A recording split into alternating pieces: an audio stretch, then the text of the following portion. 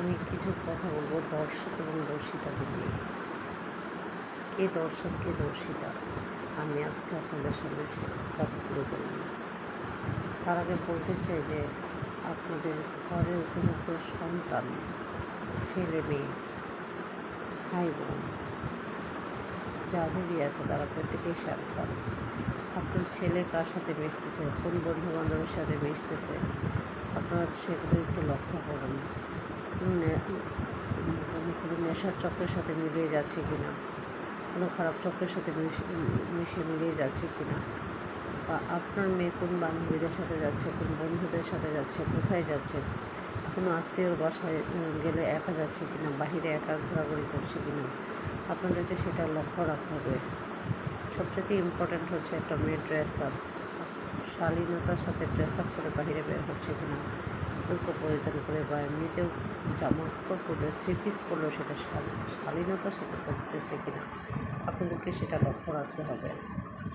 আমরা হয়তো প্রত্যেকেই জানি আমাদের ম্যাক্সিমাম ঘরেই কিন্তু আপনার অনেক মা বোনই আছে দর্শনের শিকার, কিন্তু তারা কখনোই লোক লজ্জার ভয়ে, সমাজের ভয়ে, আত্মসম্মানের ভয়ে কখনোই মুখ খোলে না। তারা দর্শনের শিকার হয়ে চুপ হয়ে আছে এবং অনেক দর্শকই তার জন্য হচ্ছে তাদের মানে তারা প্রতিনিয়ত তখন এই খারাপ কাজগুলো করেই যাচ্ছে। সমাজে এই দর্শকের পরিমাণটা বেড়েই যাচ্ছে, কারণ তাদেরকে কোনো বিচারের সম্মুখীন হতে হচ্ছে না। আর অনেক মা বোন আছে, অনেক মেয়েরা আছে, তারা অফিসে দর্শনের শিকার হচ্ছে, তারা স্কুলে দর্শনের শিকার হচ্ছে, তারা কলেজে দর্শনের শিকার হচ্ছে, তারা বাহিরে দর্শনের শিকার হচ্ছে, নানাভাবে দর্শনের শিকার হচ্ছে, কিন্তু তারা একমাত্র সমাজের ভয়ে, তাদের আত্মসম্মানের ভয়ে মুখ খুলছে না। আপনার কয়টা নারী বা সমাজের মাঝে মুখ খুলে যে সে দর্শিত হয়েছে?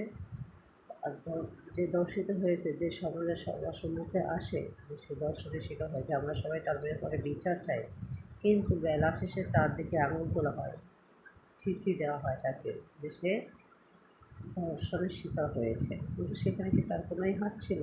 ছিল না। সে দর্শনের শিকার হয়েছে, তার জন্যই তাকে আপনারা ছোটো করে দেখেন।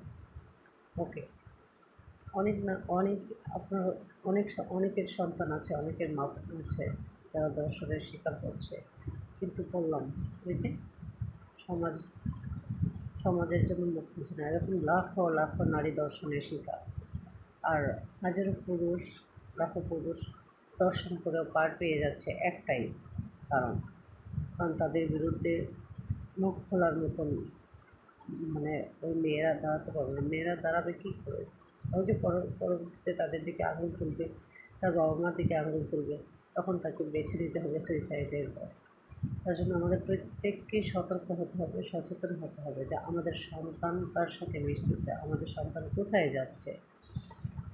বিশেষ করে মেয়ে সন্তানদেরকে তো একা কোথাও ছাড়া যাবেই না, প্রশ্নই ওঠে না। এখন বর্তমানে যে সমাজ, বর্তমানে যে অবস্থা, দেশের পরিস্থিতি খুবই খারাপ। বর্তমান পরিস্থিতি না, এটা পূর্ব থেকেই খারাপ। এখন যে আমি মনে করি এটা কোনো সরকারের দোষ না, কোনো কিছুরই দোষ না। এটা আমাদের সতর্কতার অভাব, এটা আমাদের ফ্যামিলি শিক্ষার অভাব, এটা আমাদের সন্তানদেরকে শিক্ষা দেওয়ার অভাব। এখানে কোনো সরকার কোনো কিছু ইনভলভ না। সরকার কী করবে? সরকার কি বলে দেয় যে তুমি দর্শন করো? সরকার কখনোই বলে দেয় না। আগে ছোটোবেলা থেকেই দেখেছি অনেক এরকম দর্শনের শিকার হচ্ছে। অনেকে অনেকের দর্শনটা সামনে আসতেছে, অনেকেটা সামনে আসতেছে না। ওই যে অনেক নারী আছে, অনেক অনেক মেয়েরাই আছে, তারা চুপ হয়ে যায়। আচ্ছা, যা হয়েছে, আমি যদি এখন মুখ খুলি, আমার বাবা মা কারোর সামনে মুখ দেখাতে পারবে না, আমি কারোর সামনে আর মুখ দেখাতে পারবো না। বা অনেক আপনার সন্তান দর্শিত হয়ে আপনার ঘরে যাচ্ছে, কিন্তু আপনি কিন্তু জানেন না। কেন জানেন? আপনার মেয়ে চুপচাপ আছে বা আপনাদের সাথে উগ্র আচরণ করতেছে, খারাপ আচরণ করতেছে, আপনারা কিন্তু বলবেন যে মেয়ের ব্যবহার খারাপ হয়ে গেছে। আসলেই কি তাই? তাই না। দেখেন, সে কোনো না কোনোভাবে সে দর্শনের শিকার হয়েছে বা লাঞ্ছিত হয়েছে, কোনো একটা কিছু হয়েছে। আপনার ছেলে মদ্যপান করতেছে, আপনার কোনো খোঁজ নেই। আপনার ছেলে নেশাগ্রস্ত হচ্ছে, আপনার কোনো খোঁজ নেই। এগুলো করে সে পার পেয়ে যাচ্ছে। আজ না হোক ওই যে বুড়া বয়সে যায় সেটা তখন হচ্ছে ধরা খায় অনেকে, অনেকে ধরা খায় না, যে ধরা না খাইলো সেই পাপ করেই গেল। ঠিক আছে, তার জন্য আমরা সকলেই সচেতন হই, সতর্ক হই, তাহলে দর্শকের পরিমাণও কমে যাবে, দর্শিতার পরিমাণ তো থাকবেই না। আমাদের প্রত্যেকে আমাদের সন্তানের প্রতি, আমাদের ভাই বোনদের প্রতি, সকলের প্রতি আমরা সতর্ক হই। আমরা পোশাক আশাক শালীনতার সাথে পরি, সমাজের সবাই শান্তিতে বসবাস করি, আমরা কেউ কারো শত্রু না হই, সবাই সবার বন্ধু হই।